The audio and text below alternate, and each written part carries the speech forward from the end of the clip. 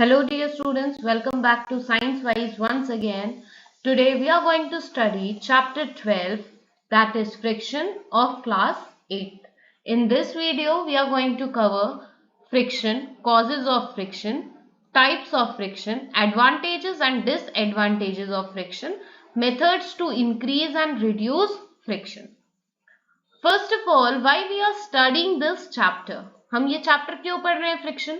ये आपके science physics का बहुत ही इंपॉर्टेंट चैप्टर है। फ्रिक्शन जो है बेटा, ये हमारी डे टू डे लाइफ में भी हम बहुत जगह एक्सपीरियंस करते हैं। जैसे कि जब आप चलते हैं, आप अपनी नोटबुक में लिखते हैं कुछ भी, ठीक है, आप कोई भी ऑब्जेक्ट उठा रहे हैं, तो ये सारे जो है ये क्या है, एप्लीकेशंस है फ्रिक्शन के। क्या है ये आपके day to day life applications है फ्रिक्शन की।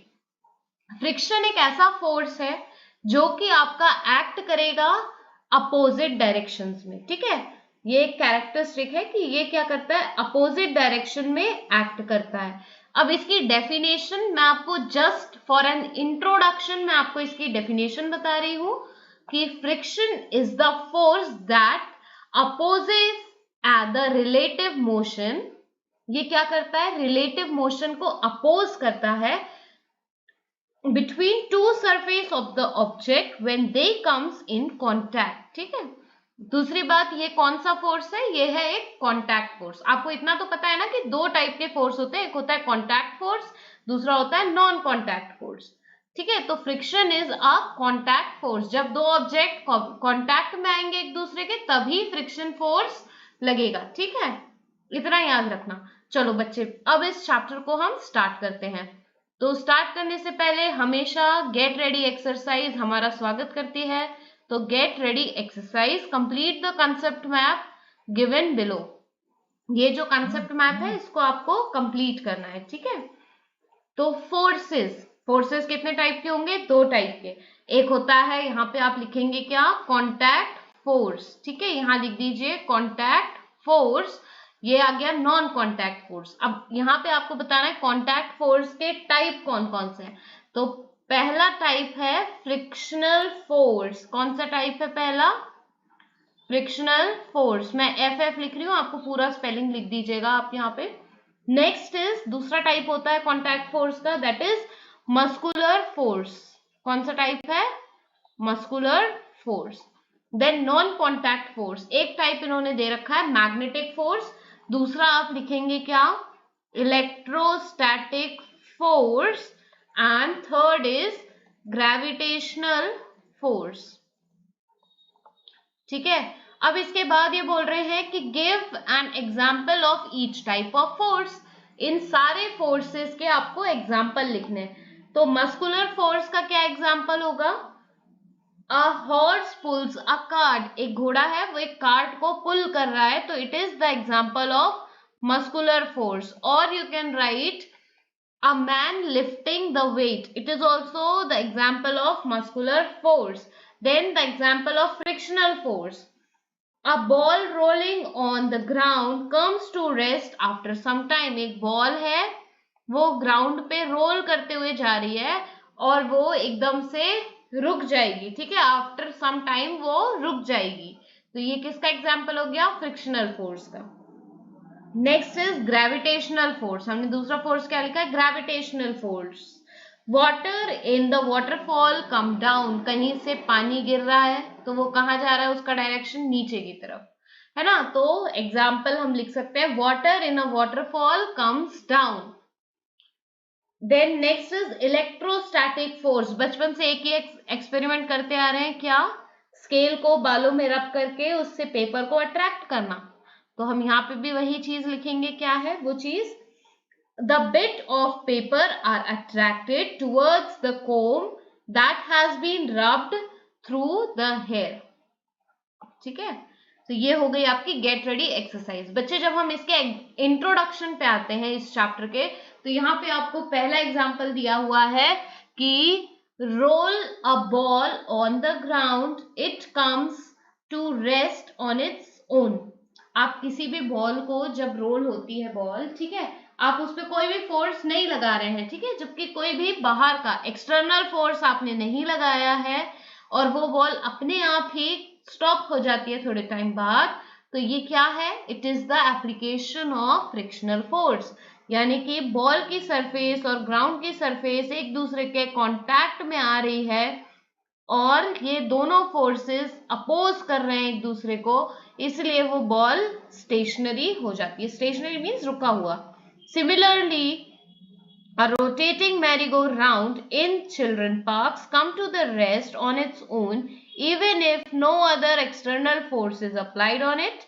In both these situations, the ball and the merry-go-round stop on their own without any external force opposing their motion. कोई भी एक्सटर्नल फोर्स यानी कि अगर मैं यहाँ पे हाथ लगा के इसको रोक दूं तो वो एक्सटर्नल फोर्स होगा, लेकिन हमने यहाँ ऐसा कुछ नहीं किया है, ये अपने आप हुआ है, तो it is without applying any external force. ठीक है, वो बॉल अपने आप रुक रही है because of frictional force, right? External force opposing there motion, so why do they stop? ये क्यों रुक रही है? Because of frictional force. They stop due to the force of friction. Next हम आ जाए फ्रिक्शन। अब यहाँ पे हम डिटेल में पढ़ेंगे कि फ्रिक्शन क्या होता है।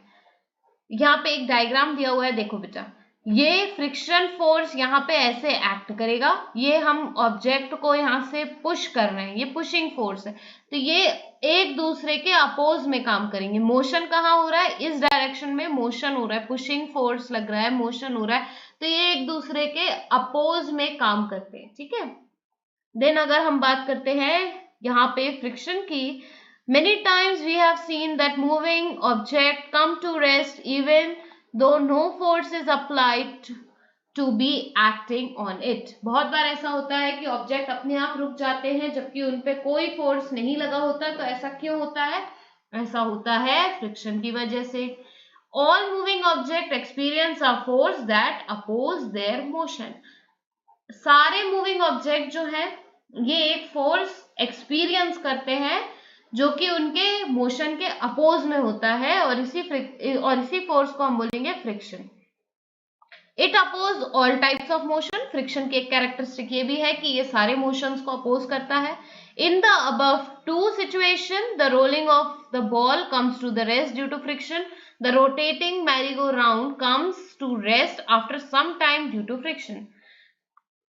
Is friction present everywhere? अभी पूछ रहे हैं क्या फ्रिक्शन सारी जगह पे है? When and where does it come into play? और अगर सारी जगह पे है तो ये कब एक्ट करता है? ठीक है, coming to the next page, हमने प्रीवियस चैप्टर में ऑलरेडी पढ़ लिया है बच्चे, क्या? We have read that friction is a contact force. ये भी आप अंडरलाइन कर लीजिए, फ्रिक्शन एक कॉन्टैक्ट फोर्स है। जब दो चीजें एक दूसरे के कांटेक्ट में आएंगी तभी ये फोर्स एक्टिव होगा। ठीक है, और इट कम्स इनटू प्ले, यानी कि ये फोर्स, प्ले मतलब एक्ट, ठीक है, यहाँ पे एक्ट, ये फोर्स तभी एक्ट करता है जब दो सरफेसेस एक दूसरे के कांटेक्ट में आती हैं, या फिर हम बोल दें कि एक दूसरे के जो सरफेस 1 है वो सरफेस 2 के साथ रब होती है, दे रब again each other, then only friction force come into act या फिर into play. Thus, friction force oppose relative motion between any two surface in contact. ये वीडियो स्टार्ट होने के पहले ही मैंने आपको बताई थी फ्रिक्शन की डेफिनेशन, है ना? तो वहां पे भी मैंने बोला था रिलेटिव मोशन जो होता है दो सरफेस के कांटेक्ट में आने से उसको अपोज करता है। ठीक है, it opposes the motion of one surface over another, एक सरफेस से। अच्छा, कभी आपने कुछ भारी भरकम चीज खसकाने की कोशिश करी है? ऐसा लगता है कि ये नहीं खसकने वाली, तो ये क्यों नहीं खसकने वाली? क्योंकि ये फ्रिक्शन यहाँ काम करता है ना? और फ्रिक्शन रिड्यूस हो जाए इसलिए हम क्या करते हैं, उन चीजों के ऊपर व्हील्स लगा देते हैं। You have tried to move a heavy furniture या heavy piece of furniture, it does not move when you push it alone.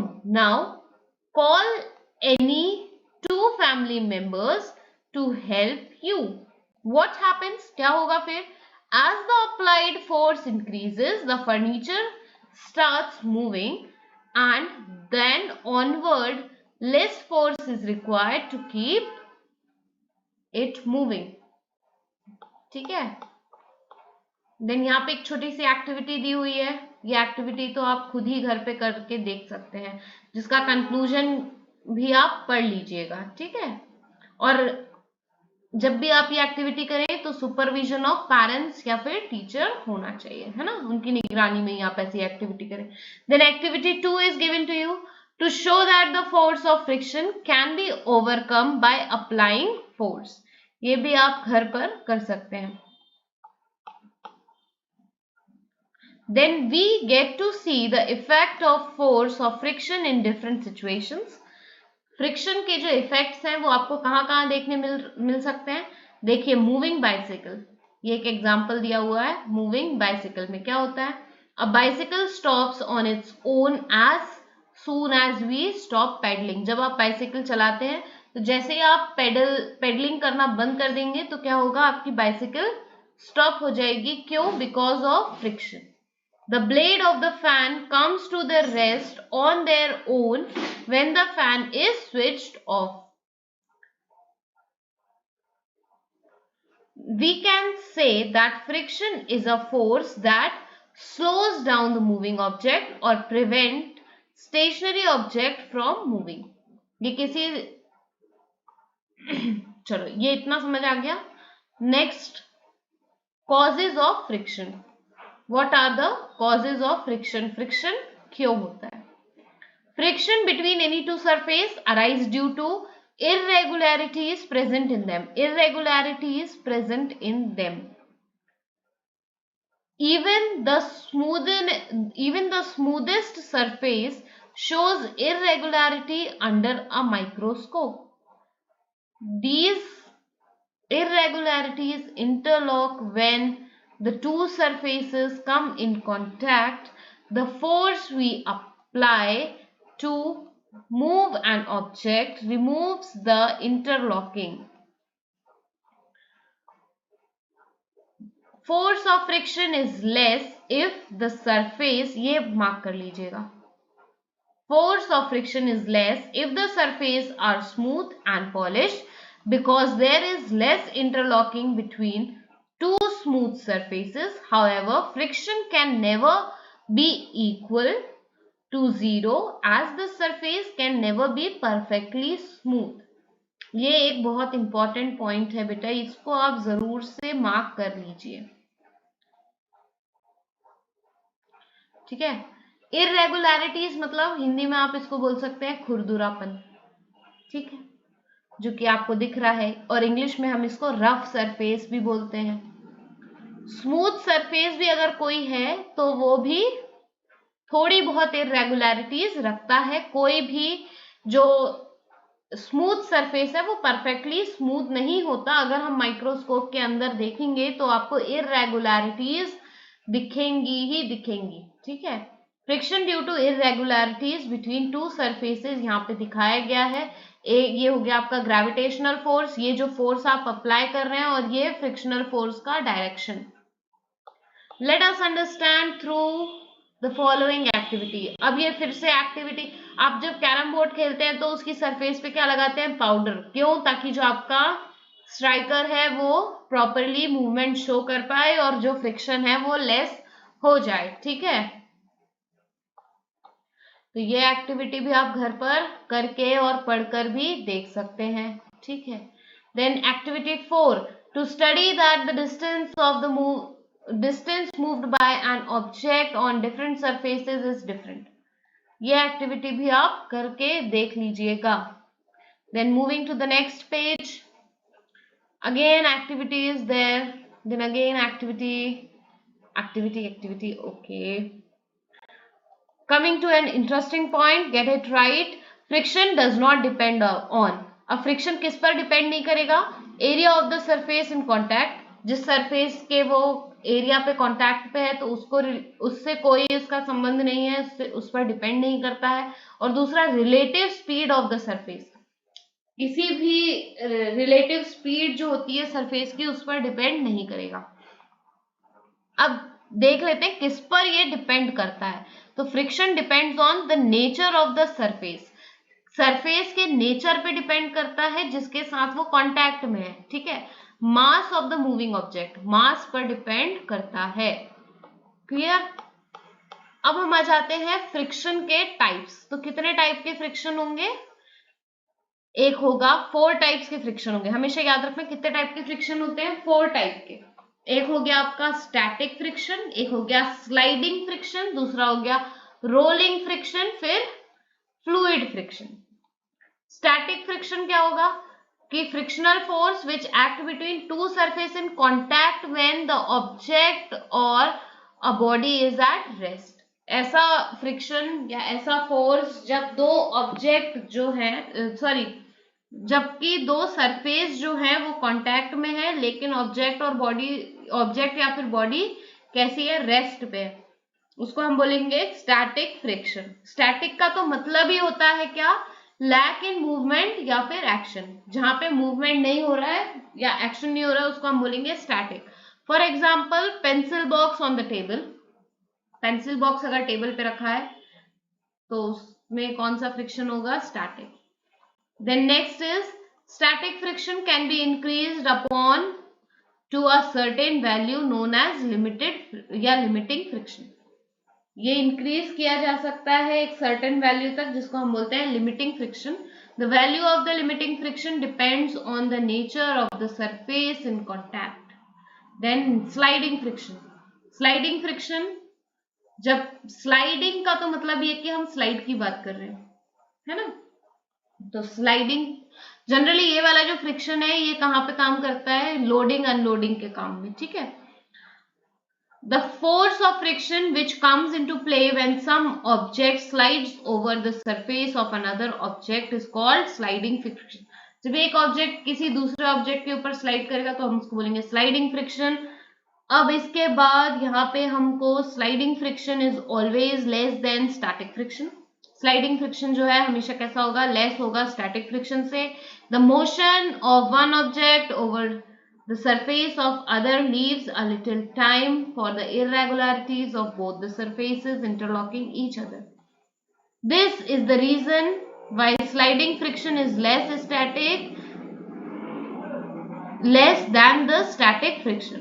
अब इसका एग्जाम्पल क्या है? Writing on any surface such as paper, blackboard, whiteboard is the example of sliding friction. Next हम बात कर देते हैं रोलिंग फ्रिक्शन की। रोलिंग फ्रिक्शन क्या होगा? The force of friction which come into play when one object rolls over the surface of other object is called rolling friction. Rolling friction is always less than the static और sliding friction. Rolling friction हमेशा static और sliding friction से कम होगा। ऐसा क्यों होता है? ऐसा इसलिए होता है क्योंकि body rolls on the surface, only a small part of it comes in contact with the surface. देखो भाई, फ्रिक्शन की बात करेंगे तो हम सारी जो चीजें हैं वो किस पे होगी? वो कॉन्टैक्ट से होगी, है ना? जितना पार्ट कॉन्टैक्ट में आएगा उतना ज्यादा फ्रिक्शन बढ़ जाता है। This reduces the number of interlocking irregularities between two surfaces in contact. Now understand why it is convenient to pull luggage fitted with rollers. The ball bearing in vehicles, bicycles and fans used as rolling friction to reduce wear and tear of machineries. The next is fluid friction. Fluid friction is also known as drag. Aeroplane, birds that fly in the sky, and fishes, ships and boats that move in water all experience fluid friction. ये जितनी भी bird, aeroplane, fishes, ships है ना, ये सब किसका experience करेंगी? Fluid friction को, और इसको हम क्या बोलते हैं? ड्रैग फ्रिक्शन भी बोलते हैं। This is the part 1 of your chapter, that is friction. Hope so the maximum things are clear to you. Stay tuned with ScienceWise for more such videos. In part 2 we will study about friction in our day-to-day life. Clear? Hope so this is very clear. Your doubts are most welcome in comment section. Thank you, dear students.